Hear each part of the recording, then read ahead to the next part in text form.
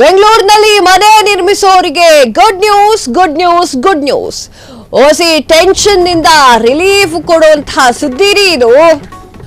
ಬೆಂಗಳೂರಿನಲ್ಲಿ ಮನೆ ನಿರ್ಮಿಸೋರಿಗೆ good news good news good news. OC tension ನಿಂದ ರಿಲೀಫ್ ಕೊಡುವಂತಹ ಸುದ್ದಿರಿ ಇದು. 3 ಅಂತಸ್ತಿನ ಕಟ್ಟಡಗಳಿಗೆ ಓಸಿ ವಿನಾಯಿತಿ. ನಗರಾಭಿವೃದ್ಧಿ ಇಲಾಖೆಯಿಂದ ಮಹತ್ವದ ತೀರ್ಮಾನ.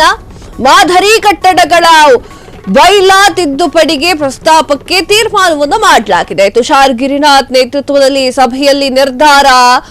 ನಗರಾಭಿವೃದ್ಧಿ ಇಲಾಖೆ ಹೆಚ್ಚುವರಿ ಮುಖ್ಯ ಕಾರ್ಯದರ್ಶಿ ತುಷಾರ್ 1200 ಚದರಡಿ ವಿಸ್ತರಿಸಿದಂತಹ ಸೈಟ್ನಲ್ಲಿ 3 ಅಂತಸ್ತಿನವರೆಗೂ ಕೂಡ ನಿರ್ಮಿಸಬಹುದು. ಇದಕ್ಕೆ ಯಾವುದೇ ಸ್ವಾಧೀನ ಅನುಭವ ಪ್ರಮಾಣ ಪತ್ರ ಬೇಕಿಲ್ಲ. ಜಿಬಿಎ ಕಾಯ್ದೆಯಡಿಯಲ್ಲಿ ಓಸಿಗೆ ವಿನಾಯಿತಿ ನೀಡಲಿಕ್ಕೆ ಸರ್ಕಾರ ಅಧಿಸೂಚನೆಯನ್ನ ಹೊರಡಿಸಬಹುದು. ಆದರೆ ಬಿಬಿಎಂಪಿ ಕಾಯ್ದೆ, ಕೆಎಂಸಿ ಕಾಯ್ದೆ, ಪುರಸಭೆಯ ಕಾಯ್ದೆಯಡಿ ಈ ಒಂದು ಅವಕಾಶ ಇರೋದಿಲ್ಲ. ಹೀಗಾಗಿ ಓಸಿಗೆ ವಿನಾಯಿತಿ ನೀಡಲಿಕ್ಕೆ ಅಗತ್ಯ ತಿದ್ದುಪಡಿ ತರಲು ಸರ್ಕಾರಕ್ಕೆ ಪ್ರಸ್ತಾಪ. ಎಸ್ ವೀಕ್ಷಕರೇ, ಸ್ವಲ್ಪ ರಿಲೀಫ್ ಆಗಿರುವಂತಹ ಸುದ್ದಿ ಇದು. ಗುಡ್ ನ್ಯೂಸ್ ಅಂತಾನೆ ಹೇಳ್ಬೋದು. ಓಸಿ ಟೆನ್ಷನ್ ನಿಂದ ರಿಲೀಫ್ ಕೊಡುವಂತಹ ಸುದ್ದಿಯನ್ನ ನಾವು ಹೇಳ್ತಾ ಇರುವಂತದ್ದು. 3 ಅಂತಸ್ತಿನ ಕಟ್ಟಡಗಳಿಗೆ ಓಸಿ ವಿನಾಯಿತಿ.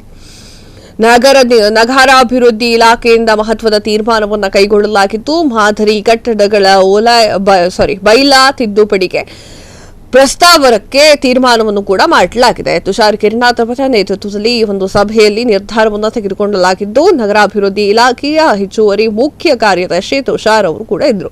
1200 ಚದರ ಅಡಿ ವಿಸ್ತರಣೆಯಲ್ಲಿ ಸೈಟ್ಗಳಲ್ಲಿ 3 ಅಂತಸ್ತಿನವರೆಗೂ ಕೂಡ ನಿರ್ಮಾಣ ಮಾಡಬಹುದು. ಇದಕ್ಕೆ ಯಾವುದೇ ಸ್ವಾಧೀನಾನುಭವ ಎನ್ನುವಂತಹ ಪ್ರಮಾಣ ಪತ್ರ ಬೇಕಿಲ್ಲ ಅನ್ನುವಂಥದ್ದು.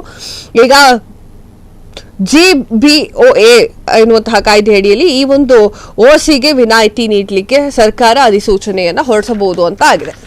ಕ್ಷಣ ಕ್ಷಣದ ಸುದ್ದಿಗಳಿಗಾಗಿ ಫ್ರೀಡಂ ಟಿವಿ ಸಬ್ಸ್ಕ್ರೈಬ್ ಮಾಡಿ, ಲೈಕ್ ಮಾಡಿ ಹಾಗೂ ಫಾಲೋ ಮಾಡಿ. ಹೊಸ ಸುದ್ದಿಗಳ ನೋಟಿಫಿಕೇಶನ್ಗಾಗಿ ಬೆಲ್ ಐಕಾನ್ ಮೇಲೆ ಕ್ಲಿಕ್ ಮಾಡಿ.